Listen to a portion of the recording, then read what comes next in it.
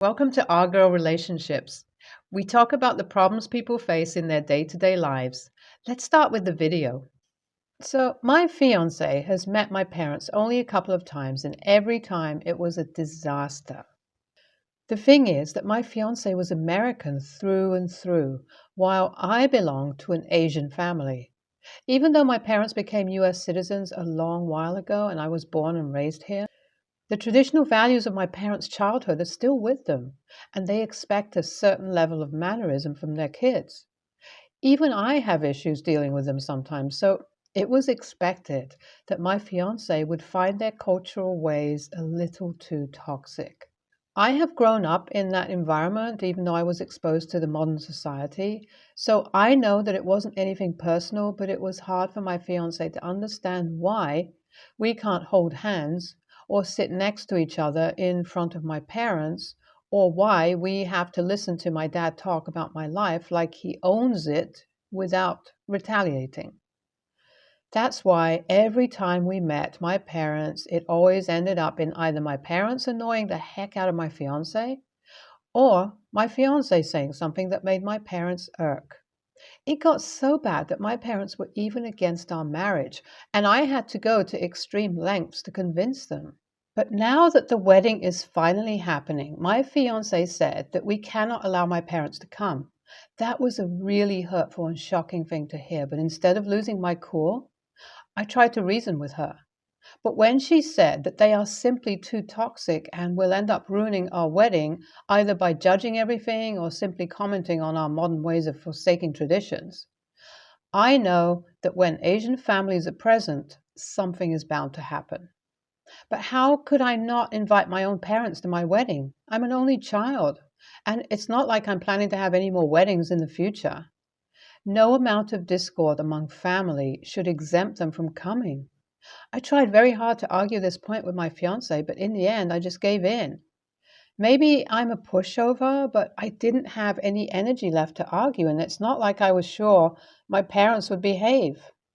In the end, I thought it's better to just get everything over and throw a special dinner or something to celebrate with my parents. We also excluded her parents from the list as it was the least she could do to make the list even. We decided no parents will be present at the wedding. I thought that was the end of it, but when I found out that she had sent an invitation to all her siblings, she has three sisters and two brothers, and each of them was present at the wedding. No wonder she asked for a lot of invitations. I was in a sulky mood all day before the wedding and wasn't really taking part in the preparations. My suit was finally delivered after a few alterations, and I was supposed to confirm the cake order with the bakery, but I sent one of my fiance's siblings to check on the cake. I stayed in my room all day and only came out at night when my friends were having a last night toast for me as a bachelor. Both of my fiance's brothers were present there as they were staying the night at my place. When they saw how sulky I was looking, they asked me what was wrong and if I was having cold feet before the wedding. I told them it was nothing and that I was only thinking it would have been nice to have my parents with me for one of the most important days of my life. When they further asked why I did not invite them, they breathed out a heavy sigh. They said that their sister can be very high maintenance. Sometimes, but that doesn't mean she despises my parents. She is just looking out for me and doesn't want to take any chances. I had no choice but to politely smile at their explanation, but soon after I excused myself to go to sleep. The next day I got ready and decided to give up on negative thoughts. It was indeed a very important day for me, and there was no changing the guest list at the last moment. There was no point in being annoyed at my future wife, so I focused on the happy parts. I thought, as the wedding was going to be perfect without anything causing throwing a rock in the proceedings, I should also try to look the part of a happy groom. But I was so wrong. There's no such thing as a perfectly good thing or a perfect wedding. There are always those who ruin everything good. When the ceremony started and we were taking our vows, I noticed that one of the brothers from my fiance's side came forward with a woman. As the ceremony was about to be over, I ignored him and continued with my vows. As soon as the pastor announced us as husband and wife, we kissed and were about to turn around and celebrate the moment with our guests when the brother came forward. He actually pulled out a ring and proposed to the woman he was holding hands with. The guy didn't even let us get off the stage and totally stole our limelight. Both my fiance, well, wife at that point, and I were completely shocked. It was supposed to be our moment, and they totally stole it. The rest of the wedding and the reception was all about the new couple, and everyone was gathering around them to check out the ring and congratulate them. Only our friends were around us, and even they looked uncomfortable. The whole vibe got so weird that everyone ended up leaving early. My wedding was 2 days ago, and I'm still very pissed about it. My wife didn't let me invite my parents, my only family, to the wedding because they were supposedly toxic, and then proceeded to invite her siblings, who were nothing less than tactless jerks. I'm actually mad at her and haven't talked to her properly. A few hours ago, we had another row, and she screamed at me how I am the one who's ruining the start of our new lives. Now, AITA here for reacting the way I reacted? Do I not have a right to be pissed off at what happened? I read the replies of all the people who read my original post about my wedding and how my wife's siblings ruined it. I know a lot of you think I'm an a-hole, but seriously, what else could I have done? No matter what, I really love my wife, and even though it seems like it was a red flag that she was asking me to leave my family behind, she really did put up with a lot of my parents' messed up ideas of manners. She had to give up on how she liked to dress and had to wear clothes that didn't even expose her shoulders because it was okay to show legs but not upper body according to my culture. Even though she hated it, she did it so they'll accept her in the family. She hid all of her tattoos because of them and pretended to be someone she's not. I love her for the person she is, but I still asked her to do all those things and step out of her comfort zone because I thought it would be easier than fighting with my parents and getting disowned in the process. And no, I'm not exaggerating here. After everything she did, it wasn't really an unreasonable request for her to ask me not to invite my parents. If she did, and they saw her backless and bare dress, they'd definitely comment on it, and it'd ruin everyone's mood. As a bride, she was allowed to make her wedding day the happiest, and she took precautions so nothing could ruin it. As for me, I think I had the right to be pissed at what her family did at the wedding, but I was wrong to direct my anger that was for her family towards her. It was us against the world, and I made it between us. But as soon as I realized how wrong I was, I apologized properly to her and made it up to her. We are good now and have decided to focus on just us instead of whatever happened in the last few weeks.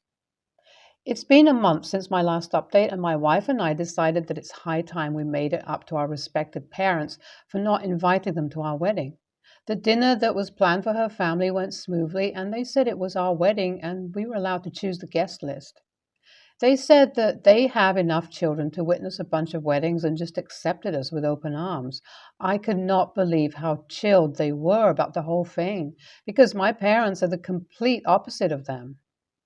The dinner with my parents was scheduled for this upcoming Sunday, and after meeting my wife's parents, I wanted to change a very basic thing of our relationship. I didn't want her to hide her true self from my parents anymore, and if they can't accept her the way she is, then I guess I'll just have to deal with it. I realized that the only thing that matters is our parents should love us. And if my parents are going to put conditions on that love, then I'll just have to give it up. I'll update here once we go and meet them. So the dinner with my parents just ended, and I was so happy that I came straight to Reddit to write this post. My wife was wearing a strapless dress, and when we came to the house, the first thing my parents noticed was her tattoos. As expected, they were baffled by them and were giving me death stares. I knew it was their way of telling me how bad my choices are. But I visibly shrugged to them, and they were taken aback because it was the first time I did anything even remotely rebellious. When we were all having dinner, I finally announced that I had something important to tell them. My wife signaled to me that I should wait until after the dinner, but I couldn't wait any longer. I told them that we got married a few weeks ago, and I didn't invite them because I didn't want them to judge my wife any more than they already do. My mom was the first one to gather her wits and scolded me for being shameful enough to not invite them. My father looked like he was going to hit me with the spoon he was holding. There was complete silence around the dinner table while I continued eating my food. I knew that any minute they were going to explode, but what I didn't expect was my dad to give me his blessing. When he finally said something, it was that if this was my choice and that the deed is already done, there's nothing they could do. He said that they raised me well enough, and if the person I chose is my wife, then they have no choice but to accept it no matter how different their opinions are. Yes, I didn't expect it to go this way. My mom is a little mad at me for not inviting her, and my dad did end up calling me an ungrateful git. But the mere fact that they are having tea with my wife right now goes a long way to tell that eventually they'll come to forgive us. YTA, man, if you really wanted your parents to be there, you should have stood your ground and laid it out as a point that can't be compromised on. You agreed with everything and even got married, so why take your anger out on your wife? EAH, I think this whole family is full of a-holes. Firstly, if you had a problem with each other's parents, you should have left them out of your lives from the beginning. Secondly, that brother was the biggest a-hole. I would have taken my anger out on him for ruining the wedding and not my wife. I'm a 16-year-old female, and my parents are not together. My brother Luke, 14, and I go back and forth between houses. My dad is a decent dad for the most part, but he dates all these women and insists she's the one every time. Honestly, when we were kids, Luke and I liked the first couple. Then it got old. He always insists she's the one. It's different this time. But they're usually gone in a year and a half max. Dad's been with Amanda for 6 to 8 months, I think. She has a daughter, Peggy, that's 10. Amanda is French, or lived in France, not sure which, but she doesn't really have an accent. She speaks French to Peggy frequently. She wants her to know the language. Makes sense. Honestly, when I was a freshman, I wanted to take French instead of Spanish, but my dad insisted Luke and I both take Spanish because we'd use it more. So I had Spanish freshman and sophomore year. Amanda and Peggy do this thing. It irritates me so much. Whenever we're all having a conversation at dinner or whatever, Amanda will randomly start speaking French to Peggy. It's like she's cutting all of us out of the conversation. We basically all have to wait for them to finish because my dad ignores us till they're done. One time, we were trying to pick a movie to watch. We were all talking about our choices. Then Amanda and Peggy had a conversation in French, and Amanda told my dad what they wanted to watch. So we watched that. Point is, it's not just them talking amongst themselves or Amanda telling Peggy to do her homework or something. Luke and I have talked to my dad, and he said they're not that bad. We said they were, and it's annoying. I think Amanda does it because we don't speak French. He said, well, if you want to know what they're saying, learn French. I said, no, I already have my foreign language requirement to graduate.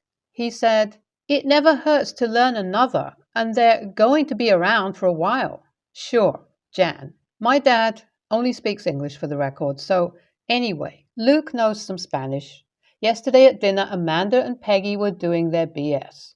When they got done, I looked at Luke and started saying random stuff. Pero gato y tú? Complete gibberish, but he's only a few weeks in Spanish. 1. I wanted him to get the hint. He did, and he said, sí, más verde, and kind of laughed. My mom asked what we were doing. I said, oh, I'm just speaking Spanish to my brother, so he'll remember it. When my dad was driving us home, he lectured us, me, and said I was making fun of Amanda and it was rude, that she's genuinely helping Peggy remember French, and we mocked her. I said, I don't care that she speaks French, but she doesn't have to do it mid-conversation with us. If she doesn't want it done to her, she shouldn't do it. He said I was being immature and he expects me to apologize to them. She does this constantly, and Dad just thinks we're supposed to sit and wait for them. AITA? NTA. When you're in a group setting, it's common decency to include everyone in the conversation and not have side conversations in another language that everyone else at the table doesn't understand. If they want to practice their French, they can do it when you're not there. It's rude to talk in front of you knowing you don't understand. And your dad is TA for not standing up to his newest woman and telling her she can't talk in French when sharing a meal with you and your brother. NTA, I live and work in a very multilingual environment, and I know that it is extremely bad manners to cut someone out of a conversation by deliberately speaking in a language they don't understand. This is especially true when there is a common language understood by everyone present, which could be used instead. If there is not, then translations are given by someone who is able to. If Amanda wants to help Peggy with French, it should be done when there are no non-French speakers present.